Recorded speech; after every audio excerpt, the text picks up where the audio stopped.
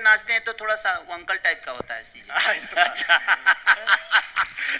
पवन सिंह अब बूढ़े हो चुके हैं, अब वो भोजपुरी इंडस्ट्री में काम करने लायक नहीं है। हाँ जी हाँ, ये खेसारी लाल यादव बोलते हैं कि पवन सिंह अब बूढ़े हो चुके हैं, अब वो काम करने लायक नहीं है। जब अब वो हीरो बनते हैं तो थोड़ा सा एज ग्रुप हो गया है, अब हीरोइन के साथ वो गाना बनाते हैं तो जैसे लगता है कि एक बूढ़ा व्यक्ति और एक जवान हीरोइन के साथ डांस हो रहा है। और ये कहानी जो है खेसारी लाल यादव ने एक इंडिया न्यूज़, जहाँ पे इंडिया न्यूज़ वाले ने इनका इंटरव्यू लिया और उस दौरान इन्होंने कहा कि खेसारी लाल यादव ने कहा कि पवन सिंह अब बूढ़े हो चुके हैं, वे किसी भी गाने या फिल्म में काम करने लायक नहीं है, वो बहुत बूढ़े हो चुके हैं। अब बूढ़ा व्यक्ति अगर कर रहा है तो मेरे लिए बहुत बड़ी बात है। यही बात पूरी सोशल मीडिया पे वायरल हो रही है कि पवन सिंह को खेसारी लाल यादव ने बूढ़ा कहा।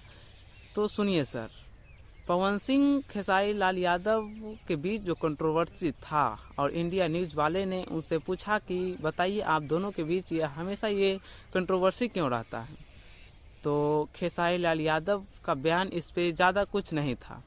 लेकिन जब वो जी अपनी बात पे बात जब बनाए तो वो बोले कि पवन सिंह अब बूढ़े हो चुके हैं, वो अब किसी भी गाने या एल्बम में काम करने लायक नहीं है।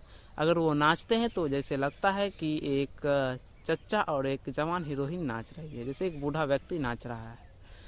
तो बूढ़ा व्यक्ति नाच रहा है तो बताइए कि आप जो अश्लील गाना और जो गाते थे, अश्लील गाना और फुहर गाना जो आप गाते थे पहले, उस पर क्या समाज को जाएगा संदेश।